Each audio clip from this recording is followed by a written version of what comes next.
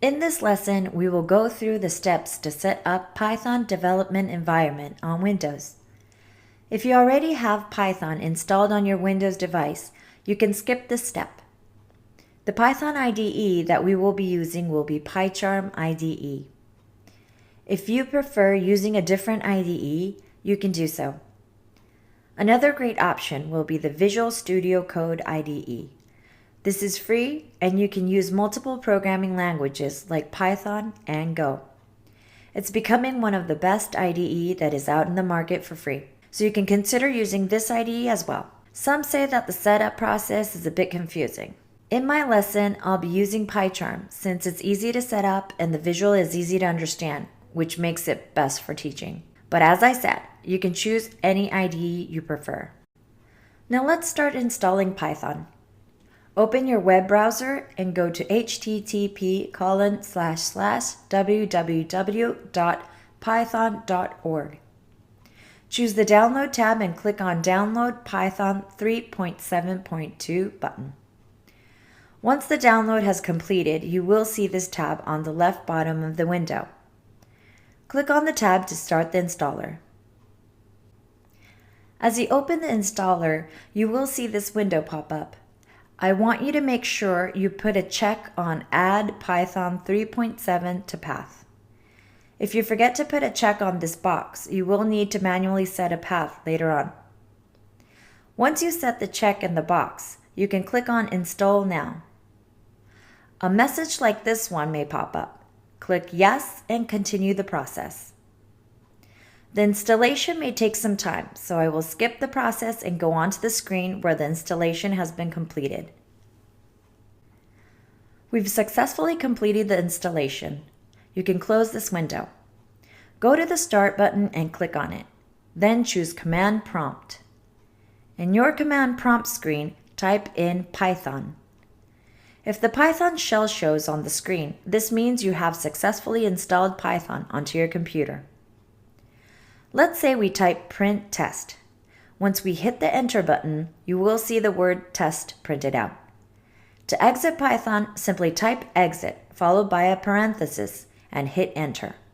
You can see that the Python shell is no longer showing. Now let's go on to installing the PyCharm IDE. PyCharm has two types of options. The professional will cost you the license fee.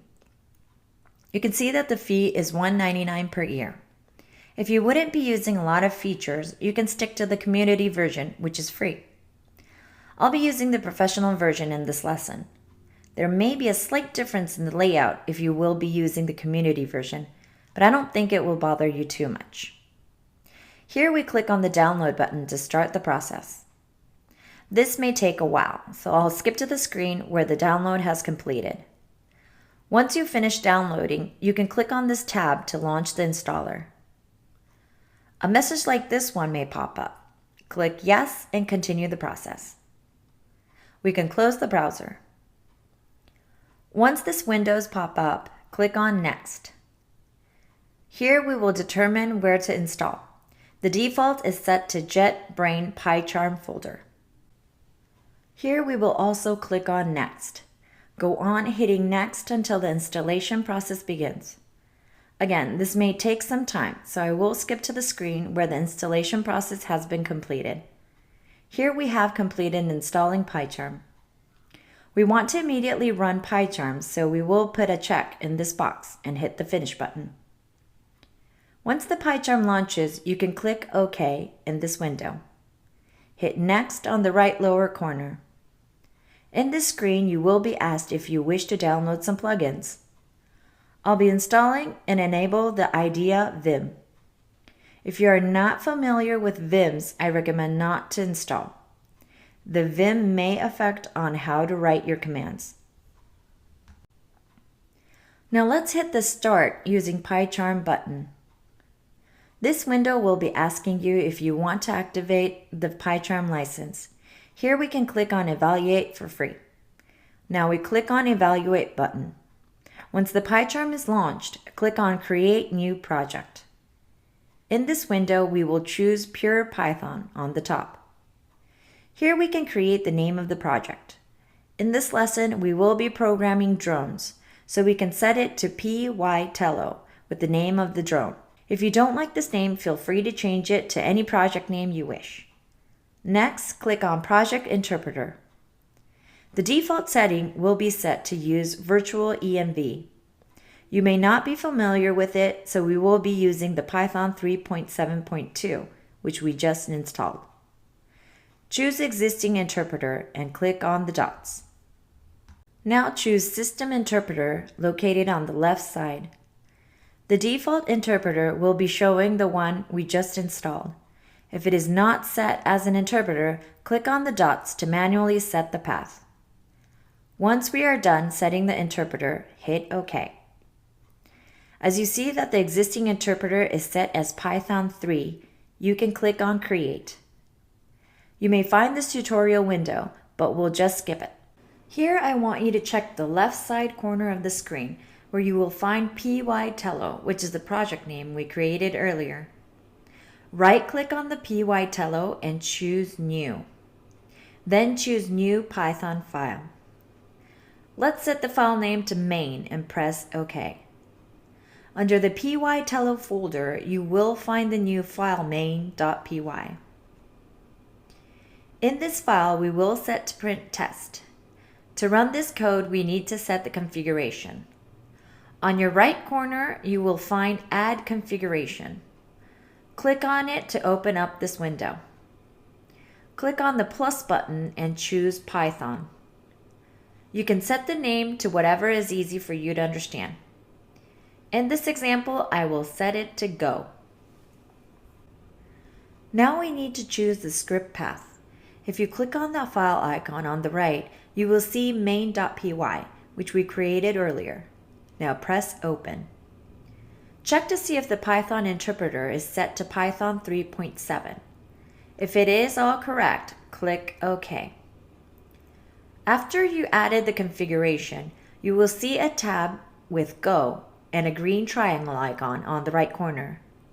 Once you click on this green triangle, the process will start. You will find the results of your script on the bottom of the screen. I also want to introduce you to the debugger function. Let's set a variable a with 10 and print a. You can click the blank next to the number and you will see this red circle appear. Now go on to the right corner to find a bug-shaped button. Once you press this button, you will be in debugger mode. The process will stop at the breakpoint, which is where you set the red circle.